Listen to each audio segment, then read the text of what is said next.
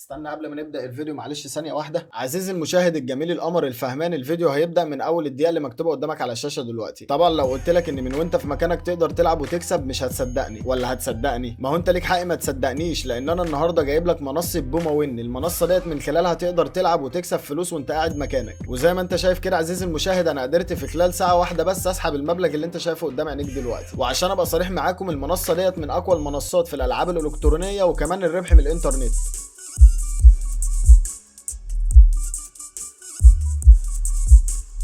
واكتر حاجه عجباني في المنصه ديت ان هي باللغه العربيه، وديت مسهله الدنيا كده وفي تعامل ما بيننا حلو. وكمان عندهم خدمه الدعم الفني ممتازه جدا لجميع حل المشاكل. واكتر حاجه عجباني بقى هي طريقه التسجيل، لان طريقه التسجيل في المنصه ديت مفيش اسهل منها. كل اللي عليك ان انت تعمله هتدوس على اللينك اللي هسيبه لك تحت في صندوق الوصف، هتخش هتدوس على كلمه سجل، هتكتب رقم تليفونك في الخانه ديت، تحتها هتكتب الباسورد بتاعك ورمز الدعوه انت مش هتكتبه لان هو هيبقى مكتوب اصلا. وبس كده يا معلم، دوس سجل وكده انت دخلت على الموقع. وزي ما انت شايف ديت واجهه الموقع، وديت الالعاب اللي انت هتقدر تلعبها وتحقق منها المكاسب اللي هتحولها على فودافون كاش. وما تنساش ان الحد الادنى للايداع هو 100 جنيه.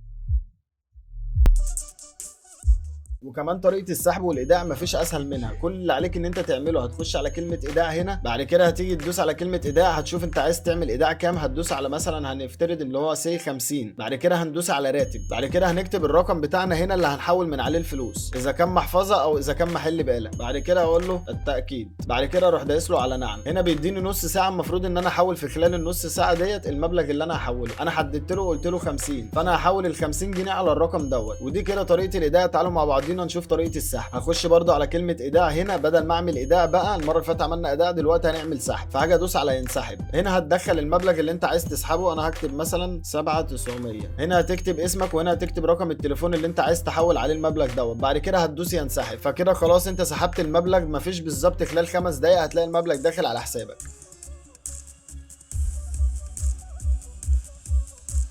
وزي ما انت شايف كده قدامك ادي حسابي موجود فيه 8000 جنيه، قدرت اعملهم بالظبط في اقل من يومين. يعني فعلا الموضوع مربح جدا. يعني انا ولا جاي احور عليك ولا جاي ابيع لك هوا. طب ما تيجوا مع بعضينا نجرب ونشوف الالعاب دي فعلا بتكسب ولا لا. تعالوا نخش مثلا على اول لعبه. وبالمناسبه اللعبه ديت انا بحبها جدا ولعبتها كتير وكسبت منها فلوس كتير جدا.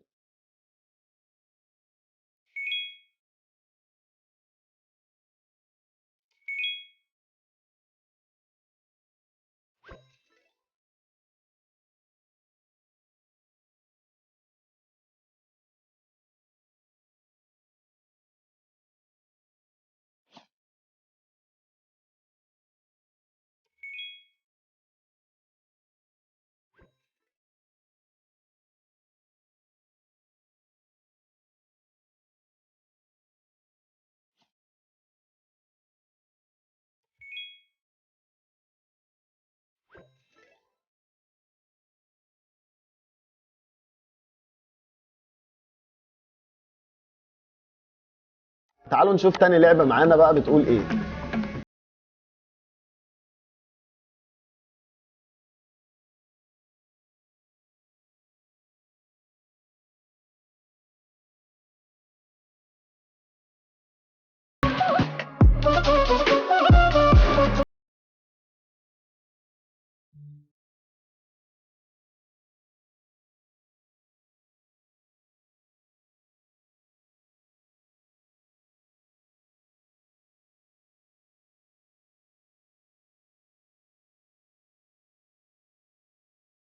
فكده انت تبقى عرفت كل حاجه عن المنصه والقرار في ايدك. هتلاقي كل اللينكات المذكوره في الكومنت المثبت وفي الديسكريبشن بوكس. واسف جدا ان انا طولت عليكم، اسيبكم مع الفيديو. اخواتي انا مش بتاع عصافير، بس جات لي صفقه عصافير مش بتطير، قلت اما اطيرها. معلش انا كارف على الشاذل شويه بس عادي مش هتفرق. انا مش عايز اطول عليكم في المقدمه اكتر من كده، تعالوا نبدا الفيديو. الله، ايه ده؟ ايه انتي؟ تعالى. طب انت وانا مش لسه جايبهولك؟ يعني وانا جايب لك فرده واحده؟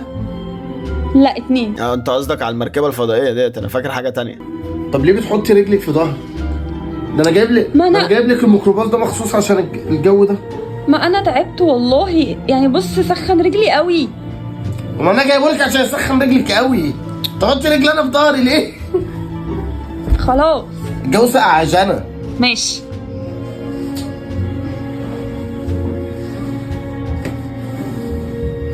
لا لا لا لا لا لا، جنى مش قصدها على فكره تدفي رجليها خالص. جنى نيتها وحشه، انا متاكد ان جنى نيتها وحشه، بس دي مشاكل عائليه حلوها مع بعضكم انتوا، احنا مالناش دعوه، عشان الشيطان ما يخشش بينكم وكده، اللي هو انا طبعا. عطشات ما المرشدين واقفين لدرات. هو انا في ده كانوا معايا خصومات. هو ده مغني يا جدعان؟ مغني بجد؟ والله والله العظيم ما اعرفه، انا ما بهزرش، اصل احنا ما بنغنيش كده لما بنكونوا واقفين قدام مايك، ما بنغنيش كده. وانا في ده كانوا معايا عملوا لي فردة مع الظباط، سحبوا لي افترس كده عارف ان انا اتحبس، مفيش كلام اصلي. عرفته الواد دوت مغني اغنيه مشهوره على التيك توك بتقول البت بتاعتك شوت زي سيادتك بالظبط، عند تيشيرتين قط بتلبسهم وهي جايولي. مش ده الغنى يا فنان، مش ده الغنى خالص. مفيش كلام اصلي كلامي خالص. اصبحت شخص كاتم عن نفس. الموهبه الجباره ديت ما تظهرهاش غير قدام حمو بيكا، لان حرام تطلع للنور. هنشوف الفيديو اللي بعده. يا مكان ابني بعد ما اتنمرت على نص الكره الارضيه ومراتي كاتبالي انت، يعني مراتي كاتبالي انت، ماشي.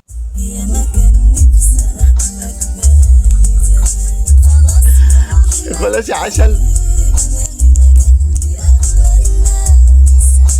ربنا يخليه لكم ويتربى في عزكم يا امارات، وتشوفوه كده بيكبر قدامكم وبيطلع على النخله وبياكل موز وسوداني. يعني انت موافقه ان دوت يبقى ابنك؟ عادي، انا ما عنديش مانع، مش تفرق.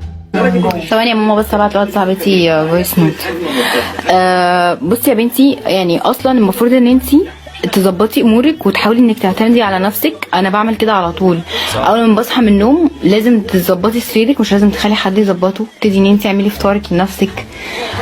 مش لازم بقى حد يروح يجيب لك معرفش ايه. قومي اعتمدي. مامتك تبقى تعبانه مثلا، قومي ريحيها شويه، اعملي المواعين مثلا، روقي البيت. مش لازم باباكي يقعد يتحايل عليكي عشان تطلبي منه مثلا شاي وقهوه. يعني ما تقومي انت كده فاجئيه مثلا، قولي بابا ممكن اعمل لك كافي مثلا ولا حاجه.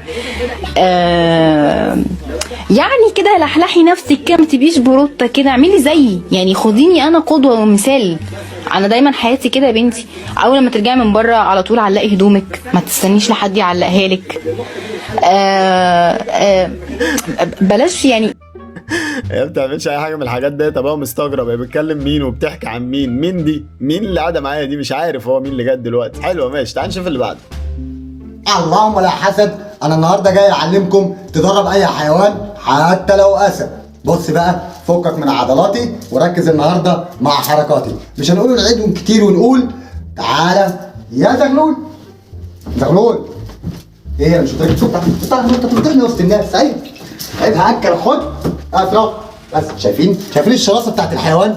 لا احنا شايفين حضرتك، احنا مش شايفين شراسه الحيوان، احنا شايفين عضلات حضرتك بسم الله ما شاء الله عليها. لازم انت تبقى مسيطر عليه. يلا زغلول حبيبي زغلول، هوبا اقف على رجليك اللي ورا.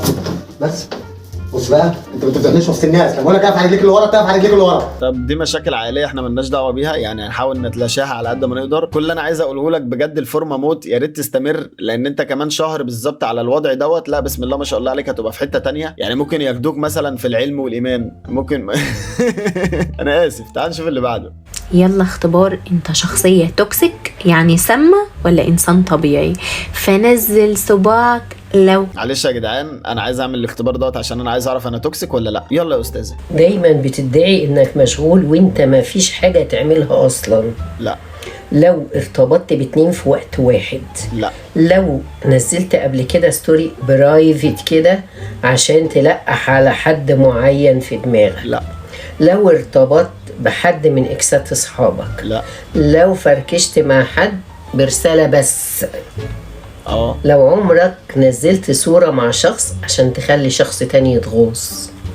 لو عمرك حاولت تغازل وتقرب من الاكس بتاعت صاحبك، تشقط يعني. لو انت جوزاء، عقرب، دلو، سرطان، اسد. لا الحمد لله. لو فضلت تدور ورا اي حد عشان تتأكد انه مش بيكذب. لا. لو بتقصد تتجاهل بعض الناس احيانا. لو شكل وشك في كل حالاتك حتى الحالات الطبيعية شكله شر وعصبي. لا. لو عمرك قلت لحد انك في الطريق وانت لسه في البيت. لو عمرك ضحكت بصوت عالي عشان تلفت الانتباه وتغيظ حد. لو نزلت اكتر من 5 صوابع we need help. لا انا ما نزلتش 5 صوابع، انا نزلت 4 بس، يعني الحمد لله انا كده مش توكسيك الحمد لله. يا ما انت كريم يا رب، يا بركه دعاكي ياما، يا بركه دعاكي. دول برضه اساتذه التكسكه يا جماعه عشان تبقوا عارفين. يا ريت تعمل الاختبار دوت وتقول لنا تحت في الكومنتات اذا كنت توكسيك ولا مش توكسيك. لا حول ولا قوه الا بالله. تعال نشوف اللي بعده. ايه الكلام؟ اسمك ايه؟ الوان عصام. وانت؟ ابو ادم. ابو ادم؟ ايه ده، انا متجوز وما جايبيني انا ليه يا جماعه؟ لا ما احنا جايبينك عشان يبقى في ادم. طب يا ابو ادم بقى ارتبطت كام مره؟ مره واحده.